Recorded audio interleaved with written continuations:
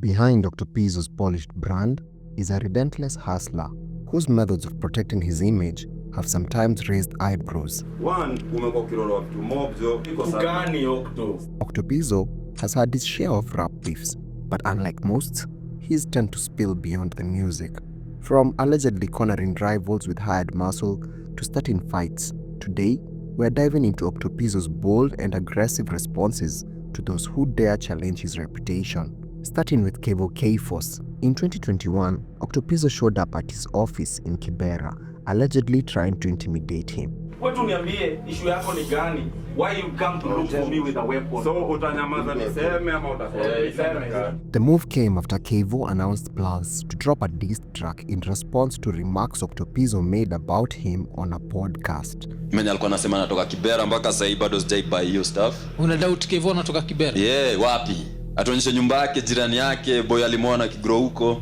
Sawa, wewe unaenda kunidiscredit kwa mafans wangu buda. Unajua sina wengi kama wewe, but niko nao nonetheless. Since you did the podcast every day, na bikiona sasa unaniambia ni aje?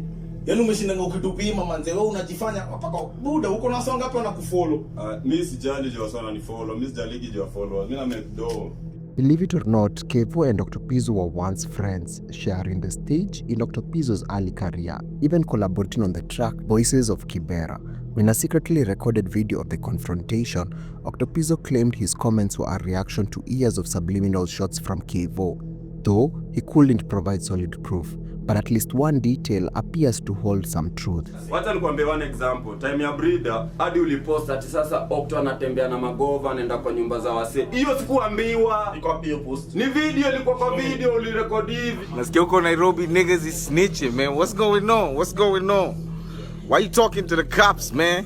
Kayvo undeniably threw shots at Octopizzo, and he did so in defense of fellow rapper Breeder. In 2020, in yet another similar incident, Octopizzo showed up at Breeder's place after Breeder posted an Instagram jab calling him a parrot. Unaitwa Ohanga jo. Ohanga the parrot. Anapenda kubonga sana lakini sasa yamenyamaza jo. Octo brought armed men intent on intimidation, but Breeder maintains that these were crooked cops. Mimi nikapigia maniga yangu in the streets. So nakoga na maniga in the streets. Of course alikuwa anadanganya na version yake, but alikuja na manjege unaona. Yeah. Na ile Samuel anasema Kilimani over. Hey bro, can you get me an address of this guy? Keja, nyumba mpaka house number. Sasa unajua umeshtuka nimejua keja yako aje. Unlike Kayvo's situation, Breeder kept his cool but backed down quickly. Buda. Asa na sawa nichapiane naye. Jibu na mimi aje. Mimi unajua nataka kudelete stuff. Ni ujinga sana. Wacha kwambia. Hapo kwa hanga ni kukangu bana. Wewe msena mpea respect na alikuwa karao. Ametuambia wao mara password yake nini amekataa sijini. Nitadelete account to start from afresh. Na kuna mali utanipeleka. Breeder's original post seemed like a light-hearted provocation, hoping for lyrical back and forth, but Octopizzo believed he was justified in confronting him. He argued that Breeder was stepping into a long-standing feud with Khaligraph Jones, especially since Breeder had recently aligned with Khaligraph. Well, first, kama Kali anakutumia inafaa uache juu venye yetu ilianza na yeye. Ironically, Octopizzo's own beef with Khaligraph seems to have started over equally petty roots.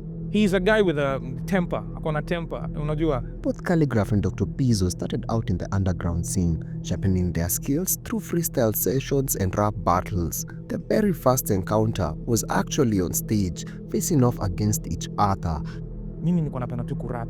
Mimi najua ku freestyle. Hizo ku battle, like, I knew how to do that thing. And Octopizzo, this was the first time he also participated. But then we link up in a freestyle battle competition. So these battles were known for their intensity, and this one marked the start of their long-running rivalry. So I'm doing my thing.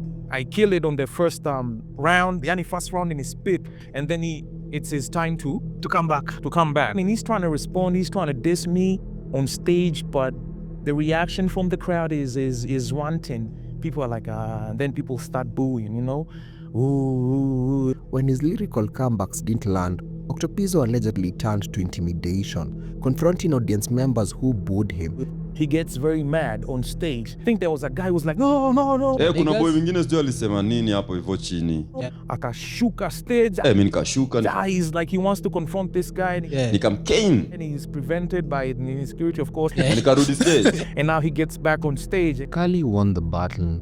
Na kudisco stage mpaka unashuka unataka kwenda kupigana. Ali win battle but I win war. And claims that Octo, enraged by his defeat, confronted him afterward.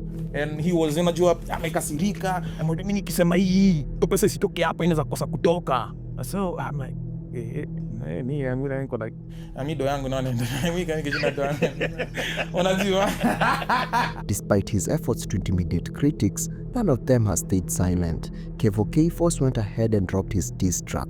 Brida still slips subliminals into his music, and Khaligraph is taken a different route, choosing to extend his hand and hoping they might one day collaborate.